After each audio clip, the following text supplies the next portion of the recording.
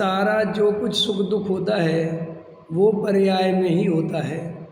द्रव्य तो सदा काल निष्क्रिय है, ज्ञान का घनपिंड है, आनंद स्वरूप है, सुख का सागर है। लेकिन वो जब तक पर्याय में प्रकट ना हो, जब तक वो दशा पर्याय में ना आवे, तब तक हम लोग सुखी नहीं हो सकते। इसलिए मैं द्रव्य स्वभाव से तो सदा काल शुद्ध हूँ, ऐसा जानता हुआ केवल जानकर मानकर संतुष्ट हो जाए और वो पर्याय में निर्मलता प्रकट ना हो और पर्याय में राग देश कसाय चलती रहे, तो ऐसा द्रव्य शुद्ध होने पर भी और ऐसा सुनने पर भी उसे उस द्रव्य की शुद्धता का लाभ नहीं मिल सकता। क्योंकि द्रव्य की शुद्धता का, द्रव्य के सुख का, स्वभाव का लाभ तभी मिलता है जब वो पर्याय में प्रकट होता है। जैसे सिद्ध भगवान की शुद्धता पर्याय में प्रकट हुई तो आनंद में, अगर वो पर्याय में प्रकट होती नहीं तो राग देश होते पर्याय में तो दुखी होते। तो दुख का कारण द्रव्य नहीं है, दुख का कारण ये जो पर्याय में मलिनता है, ये पर्याय में जो अपवित्रता है, जो मोह राग देश कसाय है, असली कारण दुखी होने का तो ये है। इसीलिए ये मोह राग देश कैसे मिटे, ये मोह राग देश कसाय कैसे मिटे, इनका प्रयत्न करना, इनका पुरुषार्थ करना जीव का कार्य है। ये कैसे मिटे और इसका उपाय क्या है? भेद ज्ञान। क्यों? क्योंकि पर्याय पर का आश्रय लेती है। ऐसा अपन ने अनुभव किया कि जैसे ही अपना उपयोग पर द्रव्य में जाता है, पर वस्तु में जाता है और उसमें इष्टनिष्ठ बुद्धि होती है, कर्तृत्व बुद्धि होती है, ममत्व बुद्धि होती है, एकत्व बुद्धि होती है, भोक्तृत्व बुद्धि होती है, तो पर्याय में मलिनता होती है। और जब मैं क्षण भर के लिए भी अपने को आत्मा देखता हूँ, पर्यायों से पार त्रिकाली ध्रुव पर दृष्टि ले जाता हूँ, पर द्रव्य की दृष्टि छोड़ता हूँ, तो चाहे क्षण भर के लिए ही क्यों ना हो, लेकिन क्षण भर के लिए पर्याय में राग देश नहीं होते। समझ में आया? तो ये मार्ग तो अपने को समझ में आ गया कि निज स्वरूप में मग्न रहने पर, अपने शुद्धात्मा पर दृष्टि रखने पर राग देश नहीं होते।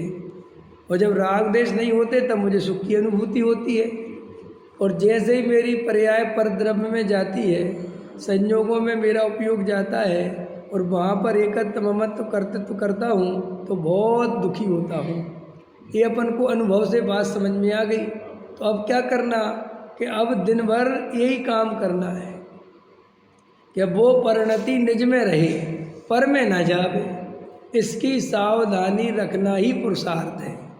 साधक जो है, साधक क्या कर रहा है? अपनी परिणति को पर से हटाकर निज में ले जा रहा है, अपने उपयोग को पर से हटाकर स्वरूप में ले जा रहा है। वास्तव में यही मोक्ष मार्ग का पुरुषार्थ है। पर में कुछ करना धरना नहीं है, जड़ की क्रिया में कुछ करना धरना नहीं है। वो तो अब जैसे मान के चलो, लोक में भी कोई अपने को कार्य करना है तो जो अनावश्यक कार्य है वो अपन छोड़ देते हैं और जो आवश्यक कार्य है वो करते हैं। पहले आवश्यक कार्य करते कि नहीं करते? ऐसे ही मान के चलो, अब मुझे आत्मा की साधना करनी है, मुझे अपने आत्मा का कल्याण करना है, समझना ध्यान से, और मुझे उपयोग को आत्मा में ले जाना है। लेकिन मैंने ऐसा देखा कि अगर मैं बाज़ार में रहता हूँ तो उपयोग ज़्यादा बाहर भागता है, तो गारंटी से अगर मुझे उपयोग अंदर ले जाना है तो बाज़ार से भाग कर इधर को आऊँगा कि नहीं आऊँगा? अरे लोग में भी करते कि नहीं करते? हमें एक फिल्म देखनी हो तो बीच बाज़ार में देख सकते हो क्या? बोलो, चौराहे पे कोई फिल्म लगा दे और कहे देखो, तो तुम देख ही नहीं पाओगे। क्यों नहीं देख पाओगे? इतनी गाड़ियाँ निकलेंगी, इतनी आवाज़ें आएंगी, तो तुम्हारा उपयोग भटकता रहेगा, तो फिल्म देखोगे कैसे? तो जरा सड़ी सी वो फिल्म देखने के लिए आदमी को 3 घंटे की चित्त में शांति चाहिए कि नहीं चाहिए? अगर तुम्हारे घर में कोई मर गया हो और तुमसे कहूँ चलो फिल्म देखने, तो देख पाओगे? चाहे बढ़िया से बढ़िया फिल्म हो। तुम्हारा लड़का बीमार हो और हॉस्पिटल में एडमिट हो और मैं कहूँ चलो फिल्म देखने, जा पाओगे? बोलो, चलो उल्टा करो, भूखे हो और मैं कहूँ चलो फिल्म देखने, तो जा पाओगे? नहीं जा पाएंगे। माने एक 3 घंटे 2 घंटे की फिल्म देखने के लिए तुम्हें बाहर से निर्वृत्ति लेनी पड़ती है। अरे लेनी पड़ती कि नहीं, कि भाई हम फिल्म देखने जा रहे हैं, अब फ़ोन कोई मत करना, और वहाँ अगर फ़ोन ही बजते रहे, माल बताओ, इसका रेट निकाल के बताओ, तो फिल्म देख पाओगे? उल्टा साथ में बैठे बच्चे पत्नी कहेगी तुम्हारा दिमाग खराब, तुम जाओ इधर से। समझ में आया? तो इसका मतलब ये है कि एक फिल्म देखने के लिए भी चित्त में शांति चाहिए। तो आत्मा के अनुभव के लिए चित्त में कितनी शांति चाहिए? समझ में आया? कितना शांत मन चाहिए। और जैसे अभी दिमाग में सेठियाई चल रही है, पंडितियाई चल रही है, हमें इधर से उधर भागता फिर रहा है, प्रभावना के नाम पर भागता फिर रहा है, नहीं समझ में? मंदिर बनवाना है, धर्मशाला बनवानी है, ट्रस्ट बनाना है, और प्रभावना करनी है, और सास छपवाने हैं, और इतनी आकुलता लेके चल रहा है। ऐसा जीव आत्मा का अनुभव कैसे करेगा? आया समझ में कि नहीं? तो जो साधक होते हैं वो सावधान होते हैं। क्या बोला मैंने? साधक जो होते हैं प्रमादी नहीं होते, आलसी नहीं होते। समझ में आया? लापरवाह नहीं होते, सावधान होते हैं। कैसे सावधान होते हैं? निज में तो सावधान होते ही होते हैं, पर में भी सावधान होते हैं। ऐसा भी पर की सावधानी का मतलब ऐसी जगह जाने से बचते हैं जहाँ उनका उपयोग खराब हो। समझ में आया? पकड़ में आया कि नहीं आया?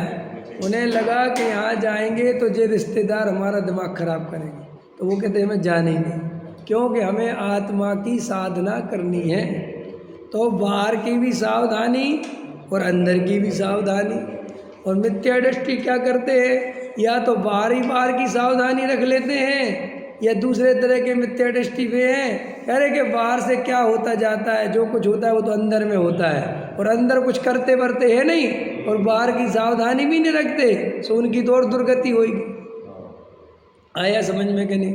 देखो, लोक में हमें ना निश्चयाभास की गलती होती है, ना व्यवहाराभास की गलती होती है, ना उभयाभास की गलती होती है। ये सारी गलती कहाँ होती है? केवल धर्म के क्षेत्र में होती है। लोक में कोई किसी को नहीं सिखाता कि कितना बाप का आदर कितना करना और कितना नहीं करना। लोक में कोई नहीं सिखाता पैसा कितना कमाना और कितना छोड़ना। सब समझ आता अपने आप। आता है कि नहीं आता? देखो, माँ बाप कहाँ तक के काम के हैं ये बच्चे को भी समझ में आता है, और जब वो बड़ा हो जाता है तो अब कहता अब माँ बाप काम के नहीं बचे। समझ में आया? तो वो लोक में कोई सिखाता है कि ये बात है? अपने आप उसको अपना प्रयोजन भाषित होता है। देखो, एक छोटा बच्चा होता है, पहले वो अपनी माँ के पास घूमता रहता है, छोटा होता है ना, माँ माँ करता रहता है। फिर उसे धीरे धीरे ये समझ में आ जाता है कि माँ से भी ज़्यादा पावरफुल पापा है, और पिताजी की ज़्यादा दादागिरी है, और पैसा भी इन्हीं के पास रहता है। तो फिर वो पिता से डरने लगता है, पिता के पास जाने लगता है, माँ के साथ उतना उसका वो नहीं रहता। समझ में आया कि नहीं आया?